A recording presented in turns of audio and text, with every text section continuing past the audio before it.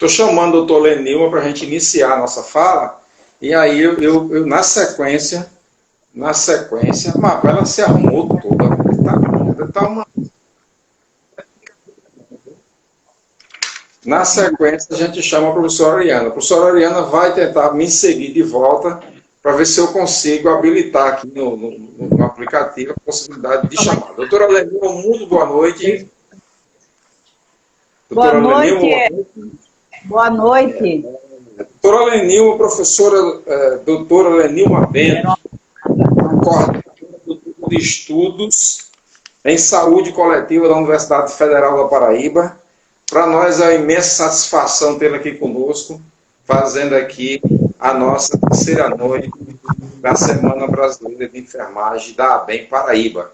Presente aqui também acompanhando a doutora Kênia, né, a doutora Lindinalva, enfim, uma série de gente boa aqui nos acompanhando.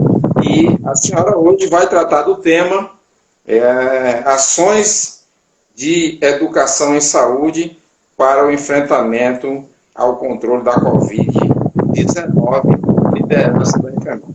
Nós tínhamos uma ordem prevista, que primeiro seria a doutora Oriana, que faria a primeira ordem, não estou conseguindo me conectar com ela, mas aí a senhora vai iniciar e na sequência nós vamos tentar chamá-la novamente. Fique à vontade, certo. A senhora tem em torno de 25 a 30 minutos de exposição para fazer aqui sua apresentação nesta mesa redonda. Ok, muitíssimo obrigado, Edson, é um prazer estar com você mais uma vez. É um prazer vê-lo cuidando, né, com tanto compromisso da Semana Brasileira de Enfermagem. Agradeço a presença de todos os colegas que estão nos assistindo. Tenho certeza que a gente vai ter uma noite bem proveitosa. A enfermagem não pode deixar de ser exaltada, e nós temos de 12 a 20 para fazer esse reconhecimento a partir de falas, a partir de homenagens, né? Então, para mim é um prazer, eu agradeço a você, a Kênia, pelo convite, e queria começar me reportando a partir de dois aspectos, né? Conforme está no chamado, no título, a gente tem que compreender duas questões. A primeira, não existe ações de educação em saúde se não liderado pelo enfermeiro ou pelo profissional de enfermagem. E a segunda é que a grande maioria dessas ações, elas emergem da atenção básica. Então, é uma composição do Sistema Único de Saúde, né? É um protagonismo, melhor falando, do Sistema Único de Saúde. Então, quando a gente fala das ações de educação para o controle e combate à Covid-19, é fundamental a gente pensar que essas ações, elas precisam acontecer de forma individual e de forma coletiva. E aí a saúde coletiva, ela traz uma imensa,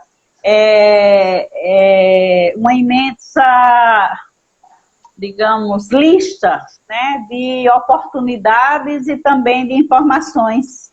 Porque quando a gente fala como nós vamos combater, como a gente vai controlar, tudo isso chegou de uma forma assim, muito abrupta na nossa vida, apesar de outros países estarem passando pela pandemia, que depois se transformou, ou pela endemia e transformou-se em pandemia.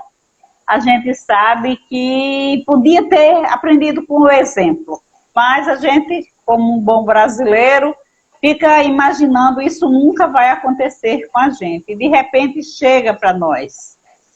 E para que a gente possa combater, muitas coisas precisam acontecer.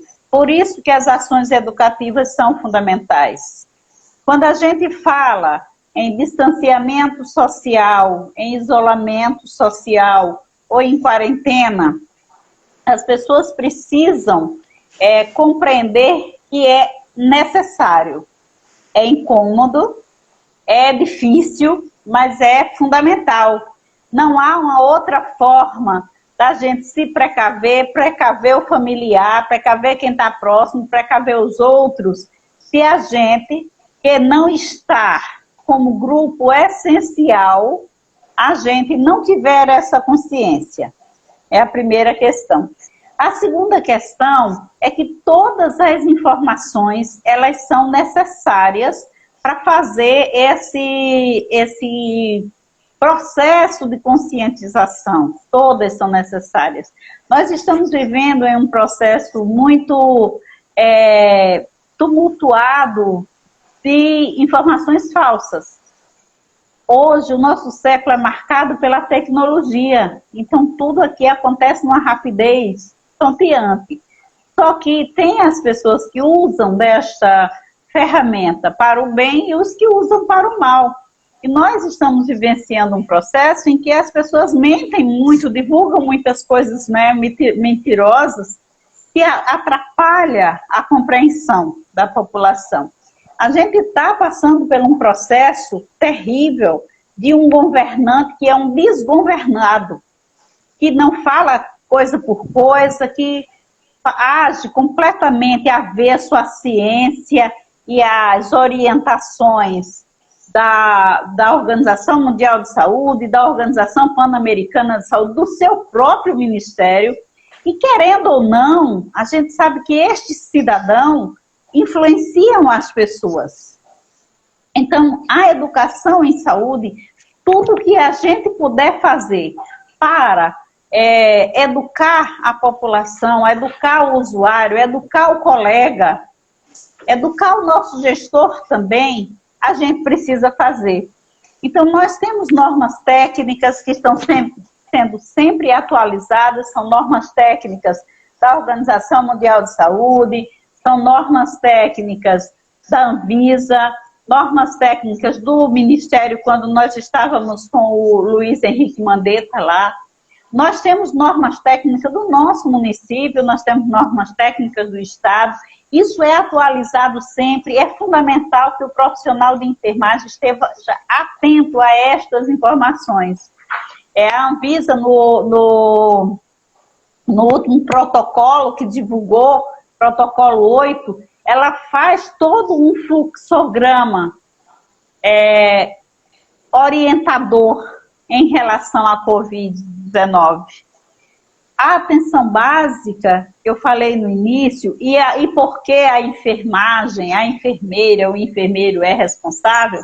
Porque quando a gente pensa em atenção básica como porta de entrada, e quando a gente sabe que cada unidade de saúde, seja ela isolada ou seja ela integrada, eles detêm o conhecimento do seu território, de sua população. Então, cada unidade sabe quem está ali no seu território. Nós trabalhamos na atenção básica com uma equipe interprofissional liderada pelo enfermeiro. E aí a unidade, ela tem conhecimento de quantas famílias tem aí e o que tem em cada família. Se são idosos, se são crianças, se são gestantes, se são puérperas, se são lactentes, enfim. Tem pessoas com deficiência, tem pessoa com saúde mental, alteração de saúde mental. Então é muito mais fácil a gente, com este conhecimento, poder traçar estratégias para chegar à casa destas pessoas e orientá-las. A orientação é a orientação de fluxo, que é fundamental. As unidades, elas não precisam parar, porque as doenças não param, as hipertensões continuam, as diabetes continuam, todas as outras continuam, a troca de receita, a medicação, a vacina, enfim, tudo isso continua. E não deve parar, óbvio que não. Mas que na unidade tenha um fluxo para as pessoas que têm os sintomas gripais. É fundamental que a gente oriente como se comportar quando tem o sintoma gripal. que use um lenço de papel, que descarte esse lenço de papel cada vez que você precisar espirrar, limpar o nariz, que você tenha ou adquira, se não tem, o hábito de lavar as mãos com água e sabão sistematicamente. Então, você precisa organizar o serviço para ter pias acessíveis, para que tenha dispensador de álcool gel acessível, para que tenha material lixeiro com pedais ou com sensor, enfim, que a gente também dê condição. E a gente precisa, na atenção básica, na unidade, atender um paciente que está com sintomas gripais, que este paciente seja atendido em uma sala reservada para esse fim, janelas abertas, ar-condicionado desligado, e que toda a equipe esteja com sua paramentação. Então, essa questão do atendimento na atenção básica. Então, você está se cuidando e está cuidando do outro.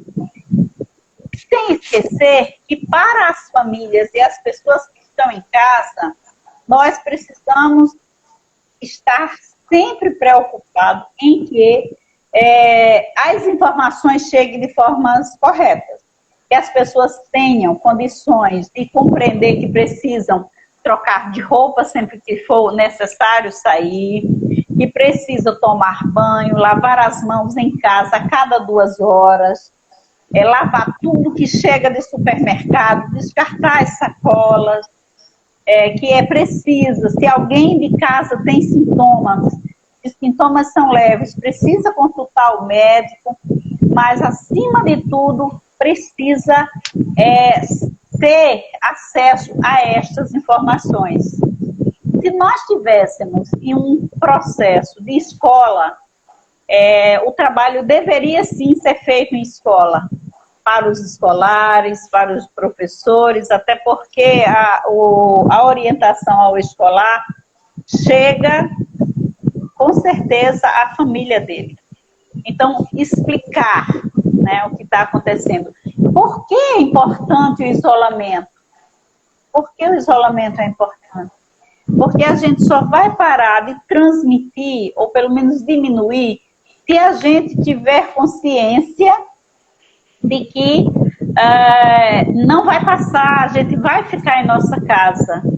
Então, ficando todos com esta compreensão, saindo as pessoas que são consideradas essenciais, que agora, não pela loucura do presidente, claro, mas assim, o que são essenciais? Entregadores hoje são essenciais, porque as atividades mudaram, né? Então, as pessoas pedem muito pelo iFood, farmácias também entregam, pessoas da limpeza, né, frentistas de postos de gasolina, balconistas de supermercados, e todos os profissionais, independente de que função ele esteja desenvolvendo em um serviço de saúde.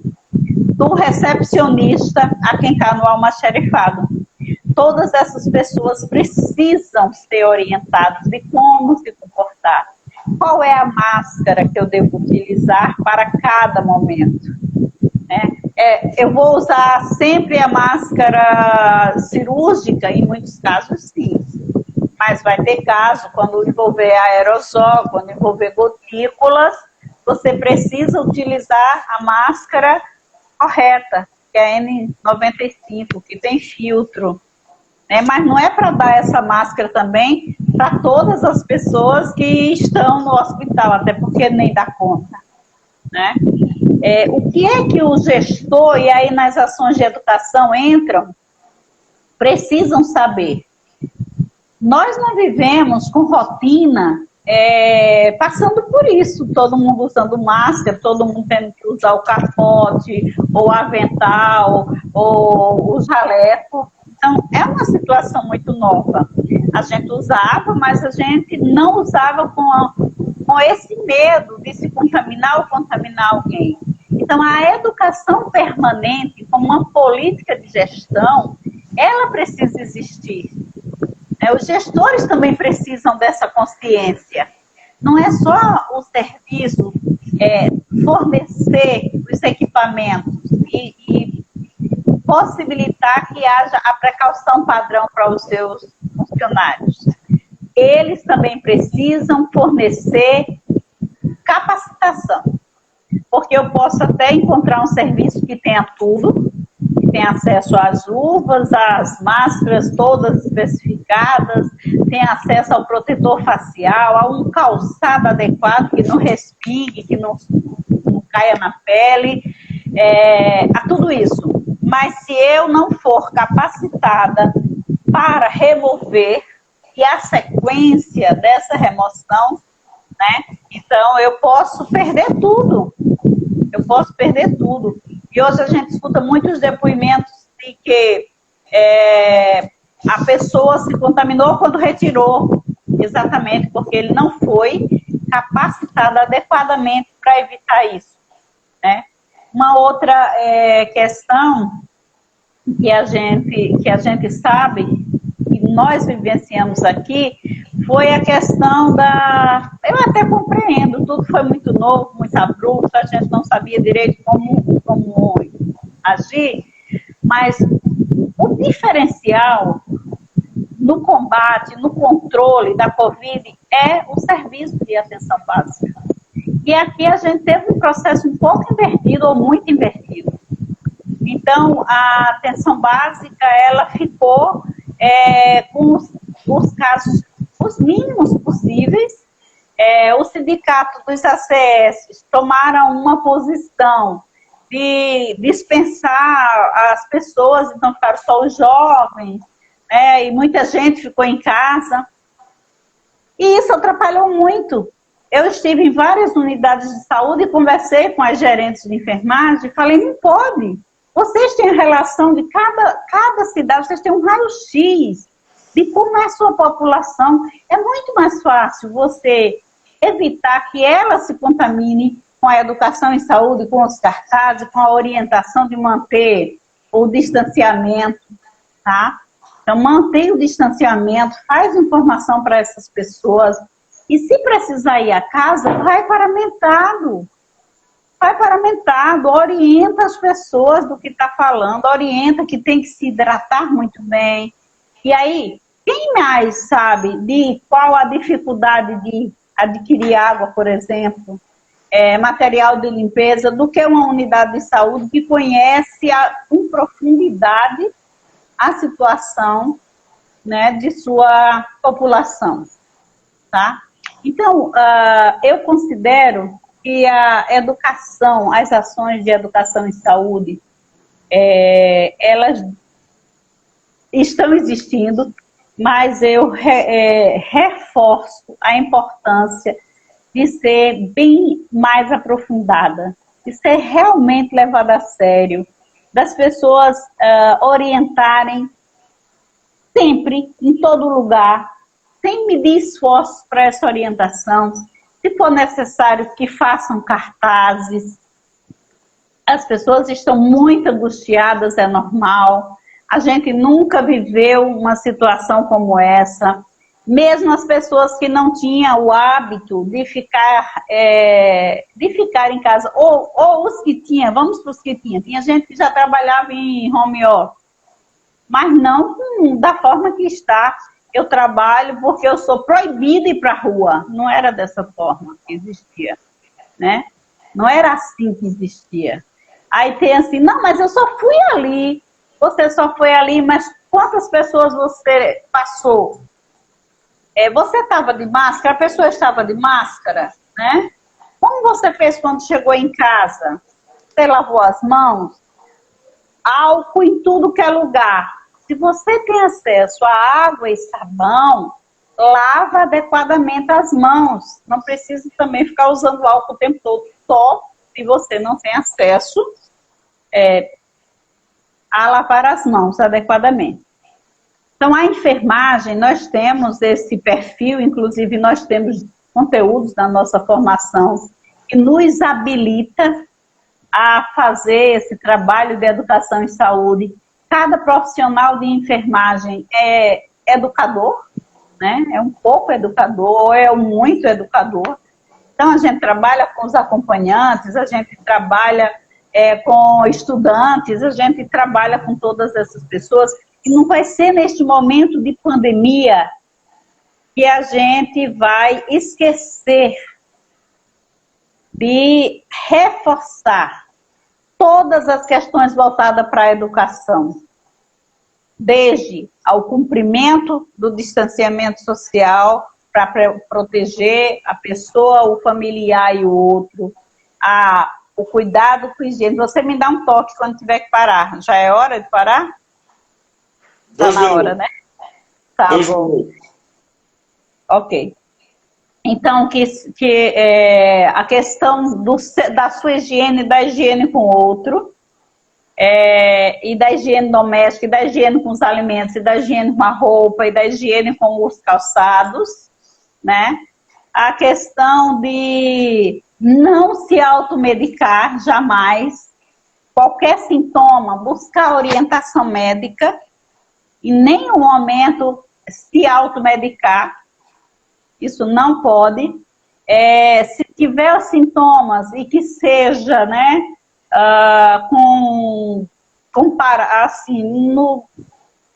colocado em dúvida se é a Covid, procura um médico que se isola. O isolamento é a orientação, sim. Manter uma rotina normal e atividades normal nunca, jamais. Mas, assim, procurar anotar no papel, eu tenho que fazer isso, isso e isso, porque se você se volta demais, ou para o trabalho doméstico, ou para o trabalho, ou para nada, a gente pode ter muita gente com problema mental. Então, a enfermagem, ela sabe fazer essas questões muito bem, além de todas as outras. Nós estamos em um ano muito importante para nós, que é o Ano Internacional do Enfermeiro, do profissional de enfermagem de obstetrícia. Nós temos tanta coisa para comemorar. Dentre as coisas, o reconhecimento que esta pandemia, em meio ao caos, nós fomos, né, evidenciados, e que não pode morrer de jeito nenhum. Para pós-pandemia, exigir todos os direitos que nós temos. É isso. Muito obrigada. Estou à disposição para conversar com meus colegas e para conversar muito mais sobre isso. E vamos à luta. Nós que agradecemos a sua participação em nome da ABEM Paraíba, em nome da doutora Kênia Lima, que também está nos acompanhando aqui. E eu vou só, a senhora vai sair agora, eu vou tentar trazer a professora Oriana aqui, porque se a gente já conseguiu resolver o problema nosso de conexão. Tá. Do contrário, eles fora Bolsonaro. Para fazer as considerações finais, tá? Só um minutinho. Obrigada. Tchau.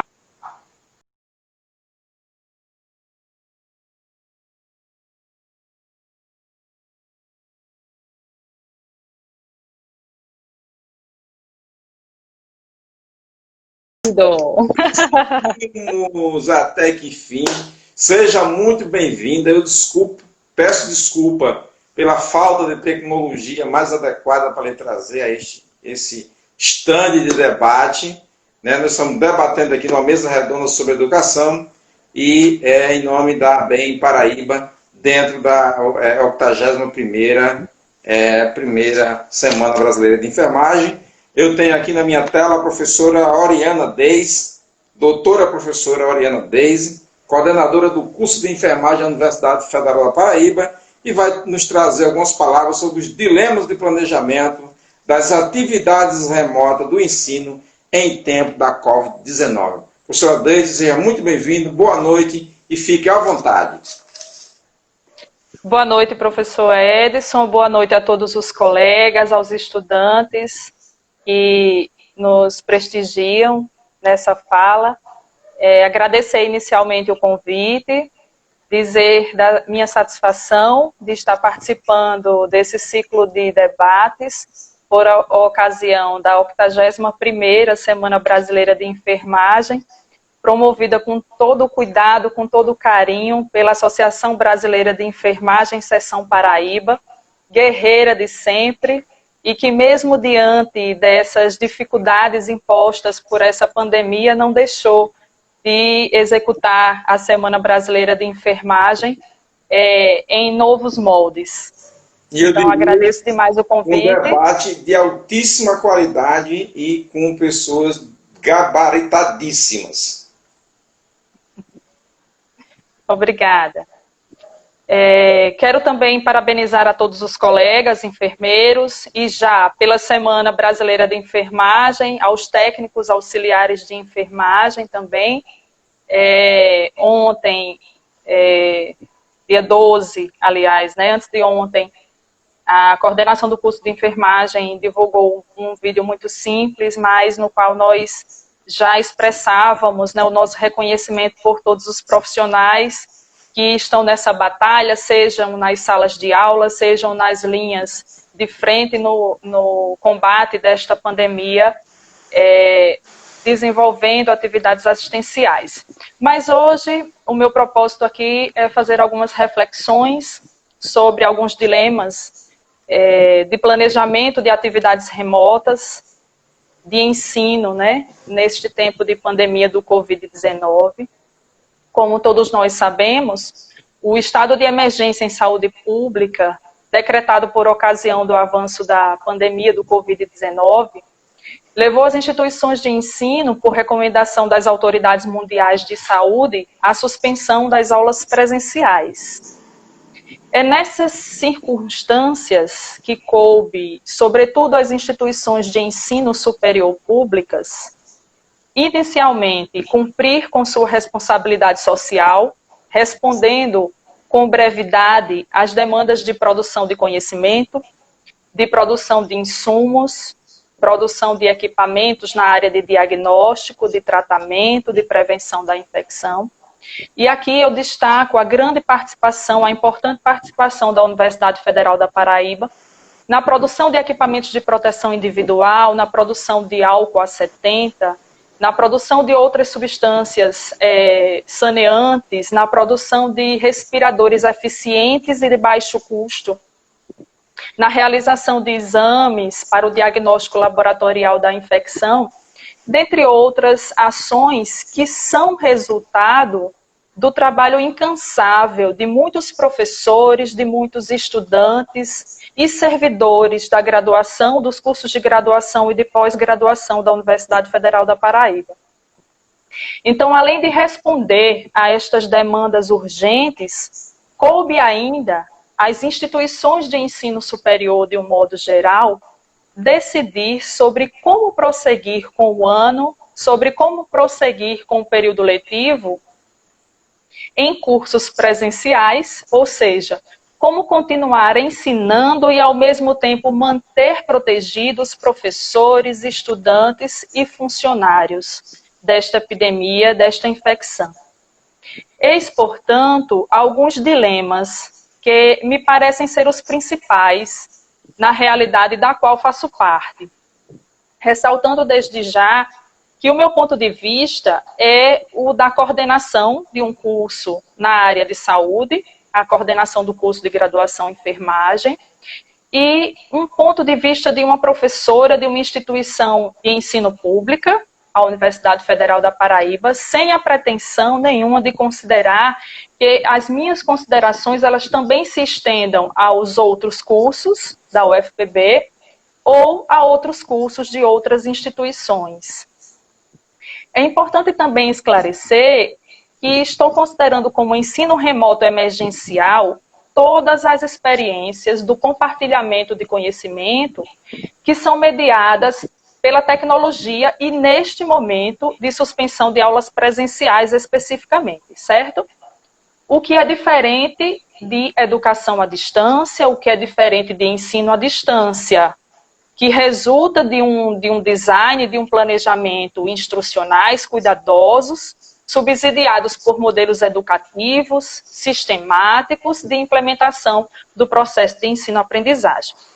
Então, feitos estes esclarecimentos, né, sobre o meu ponto de vista e feitas essas contextualizações, destaco que seriam esses principais os dilemas sobre a oferta do ensino remoto de emergência nesta realidade.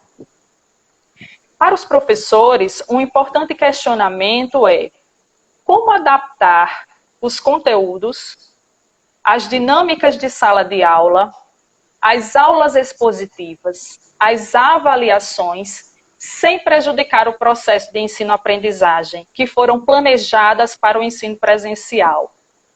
Nos cursos da saúde, por exemplo, há um consenso sobre a importância do ensino presencial para a construção de competências e habilidades que são fundamentais ao exercício profissional de excelência, garantidas por experiências de aprendizagem necessariamente em atividades teórico-práticas, em aulas práticas, desenvolvidas em laboratórios, desenvolvidas em serviços da rede de atenção do Sistema Único de Saúde.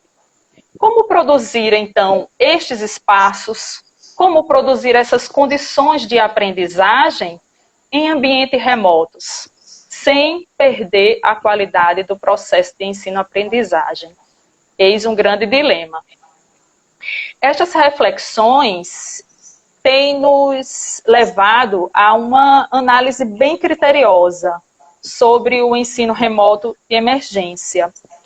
Há um forte entendimento, diante disso, de que possibilidades levantadas, elas não contemplariam, portanto, disciplinas teórico-práticas, disciplinas práticas e os estágios supervisionados obrigatórios. Imediatamente a estas reflexões, surge também a convicção nos gestores e nos professores da importância também de pautar a discussão sobre os tipos de atividades que podem ser ofertadas.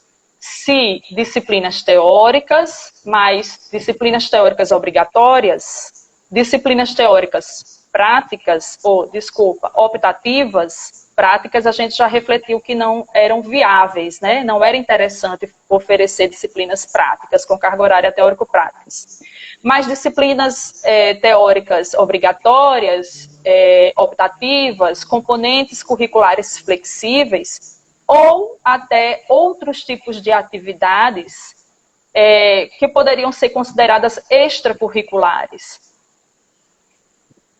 Também é importante refletir, e temos feito essa reflexão, sobre a importância de pautar essa análise a partir do conhecimento sobre o acesso dos estudantes aos recursos necessários à sua participação nessas atividades remotas, como um dos aspectos fundamentais. Este, inclusive, tem sido um importante argumento das representações estudantis, né, sobre a falta de acesso da grande maioria dos estudantes das universidades públicas. Nessa perspectiva, a oferta de componentes curriculares obrigatórios por parte da universidade estaria corroborando as disparidades sociais já existentes. Neste contexto, permitam-me então citar ipsilíteres a missão da Universidade Federal da Paraíba, que foi apresentada no Plano de Desenvolvimento Institucional 2019-2023 e publicado em agosto de 2019. A missão, segundo o PDI da UFPB, é gerar e difundir conhecimento e inovação por meio do ensino, da pesquisa e da extensão para contribuir com o desenvolvimento da sociedade de forma sustentável, assegurando uma educação pública, inclusiva, equitativa e de qualidade. Então, façamos todos nós a nossa reflexão sobre este aspecto. Para os gestores, por sua vez, os dilemas estão no campo da equalização, da urgência para oficializar atividades de ensino, de pesquisa e de extensão que estão sendo desenvolvidas durante o período de emergência, incluindo nessa preocupação também a importância de oficializar as atividades de trabalho docente que já estão sendo desenvolvidas, não deixaram de ser desenvolvidas.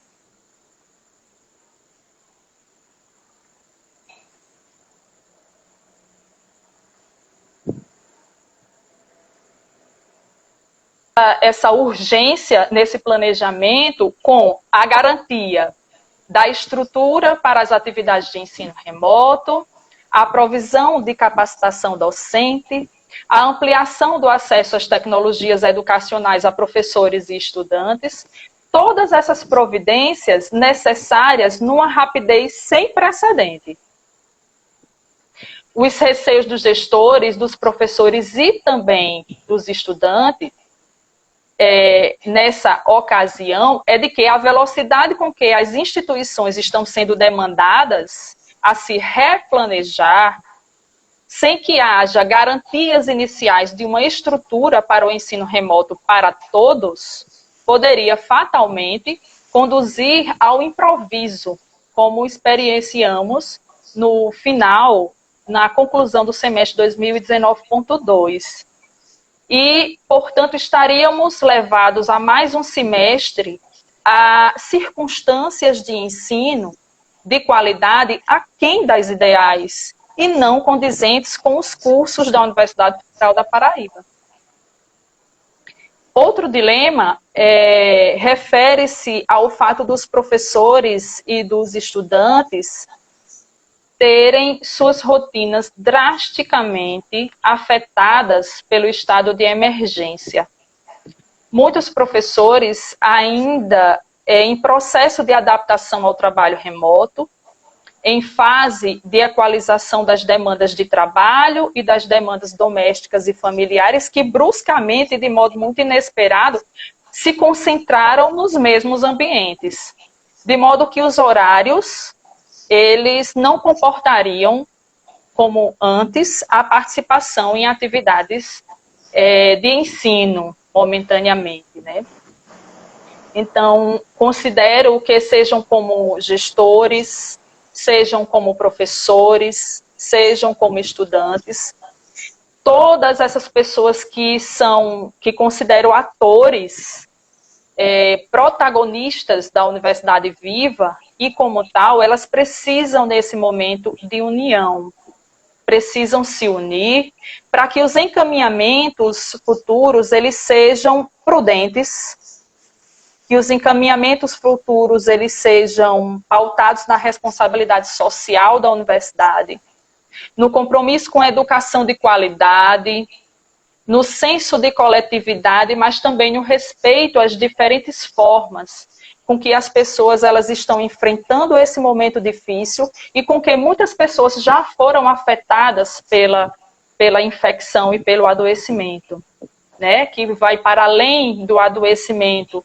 da Covid, mas o adoecimento mental, os sofrimentos mentais que acometem muitas pessoas nessas circunstâncias, devido à necessidade de distanciamento social repentino, mudanças bruscas nas rotinas, dentre outros motivos que, nesse momento, justificarão o fato da participação de atividades em ensino remoto, sejam de professores ou de estudantes, não seja a prioridade nesse momento. É importante considerar, contudo, que quando a pandemia passar, nós, infelizmente, não estaremos livres, de uma vez por todas, da ameaça da infecção e do Covid-19, né? Haverá futuras preocupações de saúde pública, deveremos manter a preocupação com as nossas seguranças, né? E essas preocupações, elas deverão nortear nossas ações por ocasião do retorno às atividades fora do distanciamento social.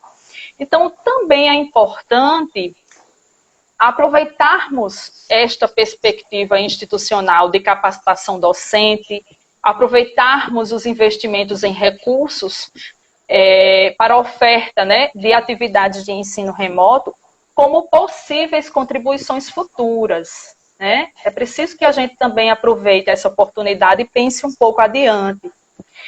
É preciso que a gente considere que os estudantes talvez estejam, certamente estejam, se não na sua totalidade, porque, como já comentei, existem as questões de acesso, mas talvez estejam impossibilitados de frequentar atividades de ensino remoto imediatamente, de atividades de ensino remoto síncronas, né, que no momento elas não são tão adequadas às suas rotinas, né, não estão adequadas ainda à sua rotina.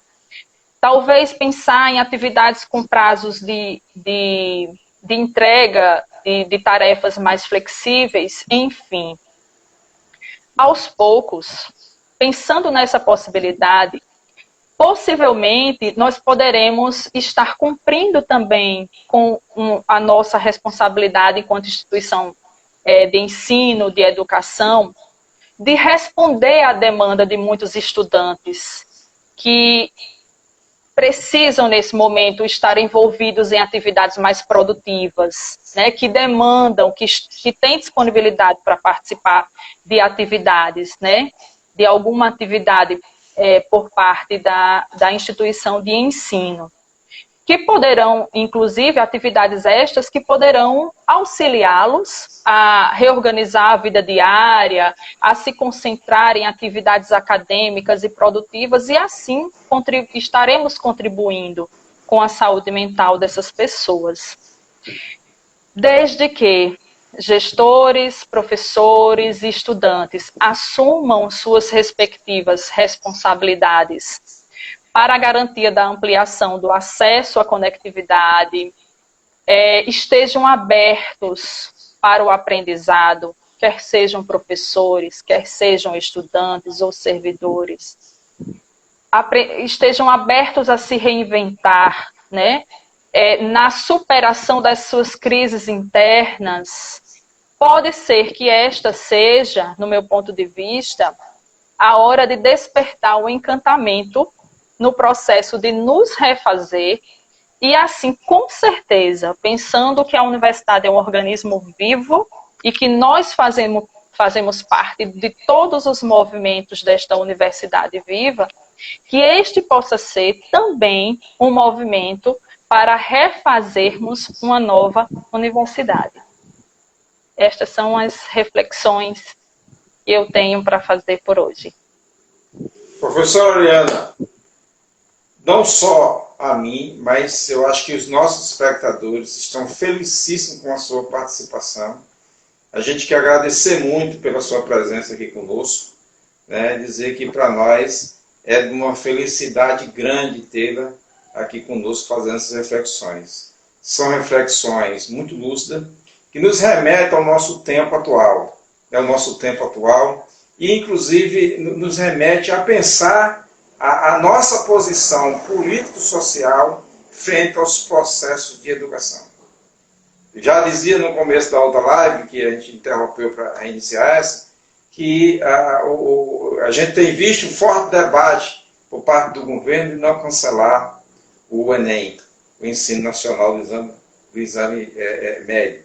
Infelizmente, fazer o Enem agora, como ele quer na data prevista, é justamente trazer essa reflexão que você faz dentro dos muros da universidade, mas trazer para fora, para o nosso universo. Para um universo de cerca de 60% de alunos de escola pública que mora nas diversas comunidades espalhadas por esse país, onde a gente não tem sequer água, onde a gente não tem condições de morada digna, onde falta alimentação, onde a gente sequer pode pensar em tecnologias telemáticas de acesso à internet.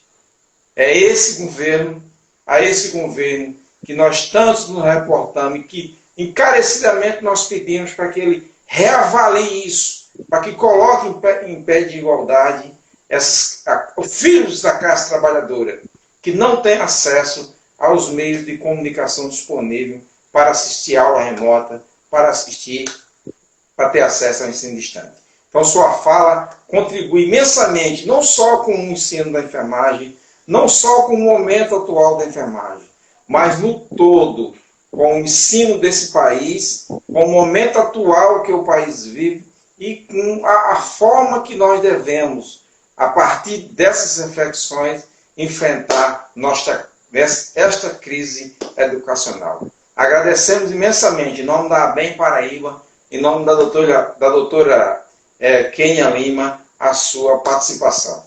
Vou tirar a senhora do ar e vou ver se a professora Kênia está ainda e tem condições de fazer as considerações finais. De qualquer forma, muito obrigado, agradeço a sua participação e, num outro momento, vamos tentar trazer de novo. A gente sabe que o tempo, não só o seu tempo, mas o tempo do professor é um tempo, eu diria, dos tempos mais minúsculos.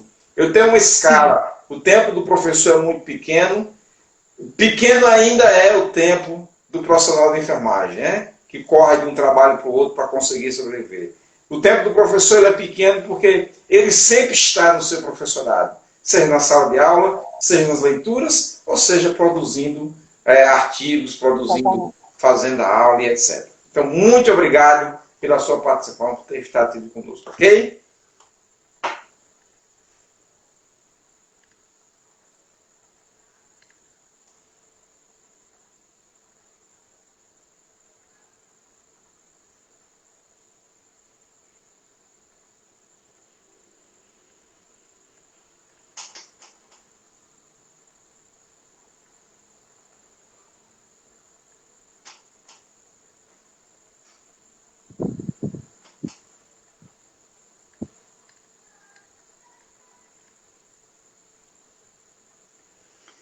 Então, são hoje, a gente, eu não estou conseguindo chamar aqui a doutora Kênia para tentar aqui fazer as considerações finais, mas deixa eu ver aqui, tentar chamar ela aqui para ver se ela consegue vir aqui fazer as considerações finais do nosso debate de hoje sobre educação, dentro dessa programação que é a nossa Semana Brasileira de Enfermagem da ABEM Paraíba. Eu acho que sim, um dos melhores do mundo, não é os melhores do mundo, mas é aquilo que a gente está podendo fazer neste momento de pandemia, né, que é dialogar com os nossos profissionais, seja profissionais de nível médio, profissionais de nível superior, seja os profissionais advindo da academia, seja os profissionais que estão nos recantos mais distantes.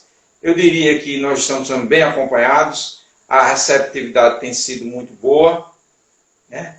A gente está tentando aqui a conectividade, a gente sabe que tem problema de conectividade, uma vez que as redes estão sobrecarregadas, sobretudo nessa hora, e nós temos diversos, né? Quando você terminar aqui, que olhar aí o seu Instagram, você vai perceber que diversas pessoas estão utilizando neste momento a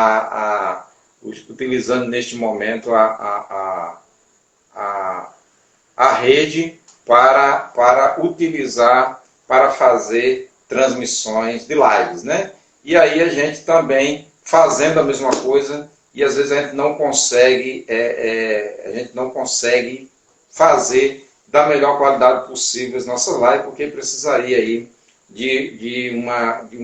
Estou tentando, viu, Lenilma Bento? Estou tentando, professora, tentar trazer a professora Kênia, mas como ela está informando, nós estamos com um problema de conectividade, uma vez que a internet nesse momento está muito sobrecarregada.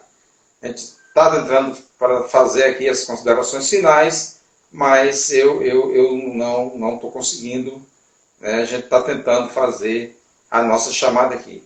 De qualquer forma, nós nos sentimos diversamente muito honrados de ter tido aqui hoje, nessa mesa redonda sobre educação, a professora Lenilma Bento participando e a professora Oriana Deise também nos trazendo aqui uma importante participação aqui na nossa live de hoje. Professora Lenilma, se puder fazer aqui suas considerações finais, a gente agradece, né? E a gente encerra, inclusive, se ela conseguir se a gente conseguir conectar com ela aqui e fazer as considerações finais, em nome da Universidade Federal da Paraíba, em nome do núcleo do NESC, né? E a gente oferta aqui 1 minuto e meio, 2 minutos para as suas considerações finais. Agradecer, inclusive, a presença da professora Oriana, que esteve conosco. Então, eu dizer o quê diante de uma noite perfeita, né? Amei estar com vocês todos, colegas técnicos, professores, enfermeiros, com vocês que têm dado essa oportunidade para nós. Compartilhar a live com a minha amiga e colega de departamento e ex-aluna, Oriana. Oriana foi me orientando, viu, do TCC. E estagiária, é um prazer vê-la brilhar. Eu estava aqui babando, né? Está explicada a competência dela, a Universidade Federal da Paraíba. Obrigada. Então, foi um prazer imenso, está sendo um prazer imenso. É muito diferente, né, Edson, como você coloca. A gente tinha uma semana brasileira de enfermagem, de município em município, 3, 4 eventos no mesmo dia, e estamos com uma semana virtual, né? Mas graças a Deus que a gente está pautando o que é para a nossa categoria saber, né? Até porque o nosso tema é a qualidade da enfermagem, e os desafios para o SUS. Então, a gente não está fora disso. A gente está vivendo um SUS de qualidade. A gente está vendo que o SUS é quem dá conta, né? Ele é estruturado para isso. A gente brilha no SUS porque o enfermeiro é gestor, o enfermeiro é da atenção básica, o enfermeiro é da média e alta complexidade, e o profissional de enfermagem, o técnico e o auxiliar que compõe a equipe de enfermagem, é quem cuida e quem está junto do usuário, do paciente, às 24 horas do dia, e que o número de recuperados que nós temos, devemos imensamente a esses profissionais, né? E também o número de pessoas que não chegaram a ter a Covid pelas orientações que os profissionais de enfermagem dão e pela responsabilidade com que assumem suas tarefas. Então, meu abraço caloroso a cada profissional de enfermagem, a você, muito obrigada pelo espaço, obrigada a Oriana por partilhar comigo, e parabenizo muito a Oriana pela fala, foi muito bom ouvi-la e saber de todas essas questões que nós estamos vivenciando no momento. O meu beijo carinhoso a você e a todos os colegas, obrigado a todos que nos assistiram, estou à disposição. Sempre que o tema for. Nós aqui agradecemos, quero agradecer a presença de todos, agradecer os elogios que têm sido feitos aqui nas redes sociais, que esse elogio se estenda a todos que estão ajudando a construir essa programação. Ainda voltando na programação, terça-feira, nós estamos trazendo uma pessoa, uma enfermeira, uma vereadora, que vai nos falar um pouco de política, enfermagem e espiritualidade. E na quarta-feira nós vamos estar fazendo o evento de encerramento com o Encontro Paraibano de Técnico Auxiliar de Enfermagem, né? Também virtual, e fazendo encerramento também à noite com a nossa live de encerramento, que vai ter a presença aqui, né, da professora Kênia, professor Lenilma, e vamos compor mais essa mesa aí, mais representantes dos técnicos de enfermagem, uma a uma, vamos abrindo as falas e vamos participando, né? Então, agradeço a todos. Né, muito obrigado, nós que agradecemos. Até a terça-feira, né, quando nós voltamos com a retomada das programações. Por que terça-feira? Porque tem outras atividades que estão sendo feitas e cada um vai estar fazendo alguma atividade, e aí a gente retorna dia 19 e dia 20 para fazer o encerramento, que o grande arquiteto do universo nos abençoe. Abraço a todos.